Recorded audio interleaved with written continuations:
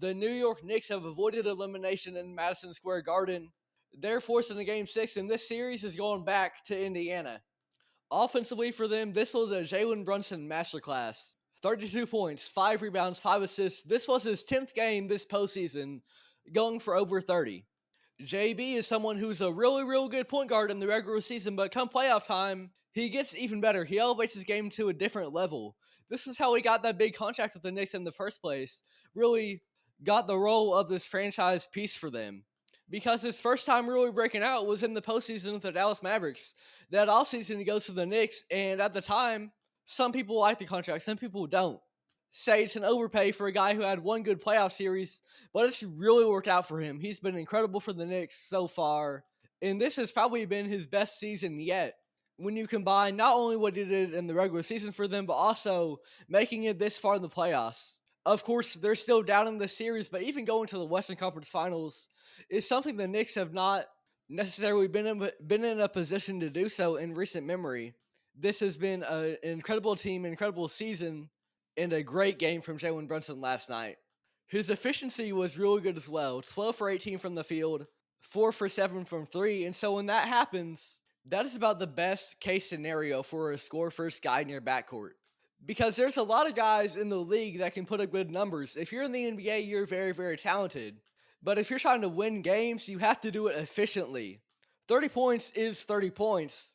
But when it comes on 30 shot attempts, all of a sudden you're taking away opportunities from other guys and not maximizing yours, thereby hurting your team's offensive efficiency and really flow. But Jalen Brunson, he did not do that. He did the opposite, and that's what's so incredible about him is that he not only puts up the good numbers, but he does it in an efficient manner as well, and that just makes his impact all the greater. He wasn't the only one doing things for the Knicks, though. Karl-Anthony Towns also had a great game. And this has been a really good series for him, at least offensively. This is someone with a reputation of being a playoff dropper, someone that you cannot trust in the postseason. Maybe they're going to be inefficient. Maybe he's going to be inconsistent from night to night.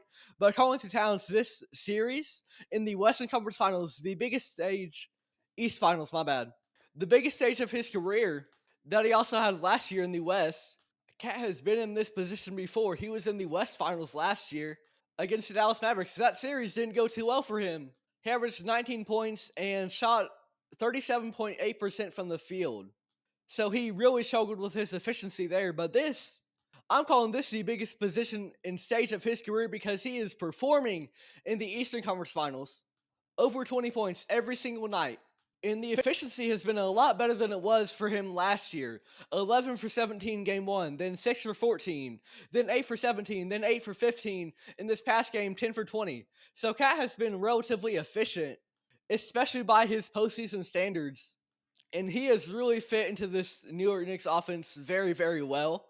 When he was first moved to the Knicks, there was at least a subset of fans that felt as though it was kind of a lose-lose trade, in which Cat was his franchise cornerstone for the Timberwolves for 9 years, and Julius Randle was someone who didn't always make the smartest plays necessarily, but he had experience playing alongside Jalen Brunson, but it's really worked out for both sides. I know the Wolves are out now, but Randle looked like a great fit with them, and Cat has been maybe an even better fit with the Knicks. And they really both seem to need to change the scenery because now Cat's looking like a solid playoff performer. Julius Randle had the best postseason run of his career. A change of scenery has done well for both sides of that trade, and for Karl-Anthony Towns in particular, a great game from him last night. And last point here on the Knicks offense.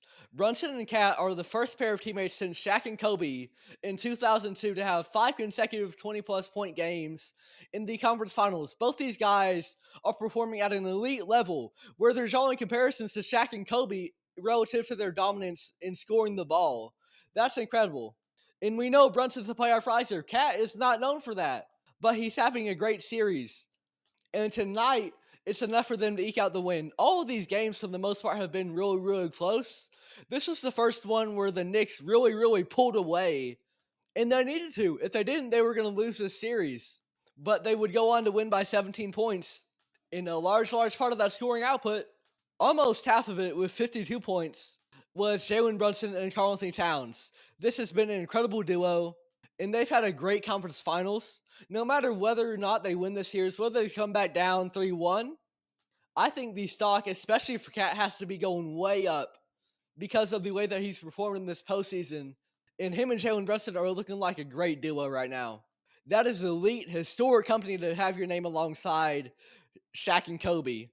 And you can say all those good things about the Knicks and their offense, but really, the primary factor that led to them winning this game was their defense. Because they made the Pacers really, really uncomfortable in this game. It's one thing to have a good offensive showing, but if the other team does that as well, if the other team is able to maintain pace, it kind of evens out. So you have to have a good defensive performance to have a truly dominant showing like this one. And that's precisely what the Pacers had.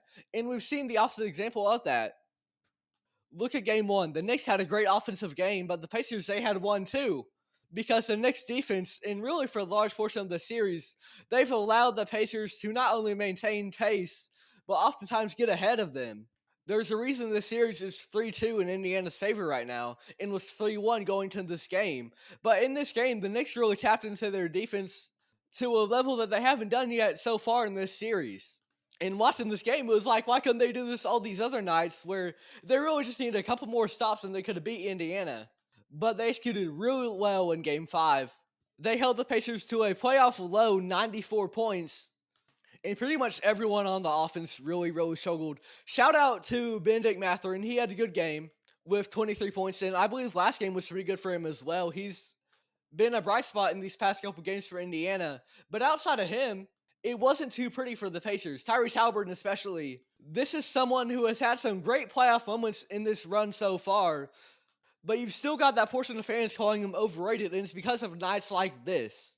He doesn't always show up on a night in, night out basis, and that's kind of the difference between him and like a Jalen Brunson. Because Halliburton can put up incredible numbers, but at the same time, he can have a performance like last night, where he had 8 points on 2 for 7 shooting. And the thing about that shooting, right, is when you've got a star like Tyrese Haliburton, he's on the ball a lot, and he's asked to make decisions with that ball a lot. He is the epitome of a point guard. So when you've got the ball in your hands all game and you only take 7 shots, that's a telltale sign that the defense is making you uncomfortable. Because when you've got the ball in your hands as much as Howley does, typically, especially in a league where even point guards are having a major, major role in scoring the ball, you want to get more than 7 shots up. And if you're not doing that, it's pretty clear that the defense is putting you in a lot of uncomfortable situations, and you don't really have an answer for it. And that was really evident last night. And with Tyrese Haliburton, even if his scoring is not there, sometimes you can look to his playmaking, right? This is someone who is known for being an incredible passer. You can look at his assists and say, hey, maybe he didn't score the ball very well, but at least his passing was on point. Not necessarily tonight, only 6 assists, no turnovers, so that is good for him. And so he was able to maintain some level of control against this defense, but for the most part, he didn't look very confident, didn't look very aggressive, not taking many shots. It was an unusual performance from Halliburton. Another rough watch was Andrew Nembhard, who has had a pretty solid postseason for the Pacers so far. But in this game, he was seemingly getting bullied with a lot of his matchups and was particularly invisible against Jalen Brunson. A really bad game from Nembhard. And these past 3 games have been rough for him offensively as well. In game 3, 2 for 9 from the field. Game 4, 1 for 9. This past game, 3 for 8. So this was his most efficient performance in a while, and he was still only 3 for 8. He did get 3 steals. Outside of that, though, it was really nothing to write home about for him. And this was a game where Andrew Nembhard really kind of needed to step up because Tyrese Haliburton, once again, he didn't have a great game. He was really quiet for his standards. And so with that, when you've got this guard coming off the bench, if he's able to have an impact on the Pacers, do well for them, as well as not allow the Knicks to exploit their matchups against him, that could have been a major swing in Indiana's favor. Maybe Howie's having an off night, but if Andrew Nembhard is able to step up and be that point guard off the bench for them, then that softens the wound just a little bit. And depending on how good his performance is, maybe it could have even led to them winning this game, been that much of a shift. But Andrew Nembhard never really got going. And with that, the offense never really got going. The offense never looked comfortable in this game. And it could have even, Nembhard's performance could have altered the way that Haliburton played as well, because consider this. So if Andrew Nembhard, he comes in off the bench, he gets the offense flowing just a little bit better. maybe they start getting to a little bit of a rhythm, a little bit of a groove. Then Tyrese Haliburton comes back in, and he's able to kind of ease back into this offense that is now getting into a little bit of a direction. They're getting their flow back. And so then he starts getting more comfortable as well as a result of the players around him being more comfortable, and he's able to set them up with more assists. And that creates opportunities for him to score as well, but that simply didn't happen. This Pacers offense was never comfortable at any point tonight, and that was thanks to the Knicks defense. And for Indiana, if they go on and they win game 6 and they go into the finals, this game really makes me worry about them. Because if you have trouble with the Knicks defense, how are we going to do against OKC? That's a smothering defense. Alex Caruso, Lou Dort, Chet Holmgren, J-Dub, SGA, Kaysen Wallace. It doesn't get much better than the Oklahoma City defense. So if you can't respond to the Knicks, if you can't get into a rhythm against the Knicks in a game where you win and you're into the finals, how are you going to do against Oklahoma City Thunder? Can the Pacers bounce back? Absolutely. I think they have the talent, but this is a game that really has some red flags for them if they go on to the championship. They're going to have to be able to respond against the Thunder better than they did last night against the Knicks. For the Knicks, a great win for them. You get yourself back into this series because you lose and you're out, but they showed up and they responded in Madison Square Garden. A great showing for them. Incredible game for Brunson offensively as well as Karl-Anthony Towns. They've had a great conference finals. And that wasn't even the best part of their game. Best part was their defense, who had a great showing against the Pacers last night. And now you've got a road test coming up, but this game gives you a little bit of confidence moving forward that if you execute very, very well, you can have the Pacers' number.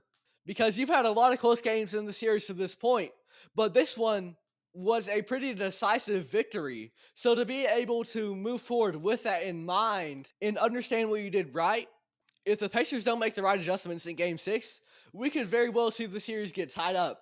That Game 6 is going to be a must watch.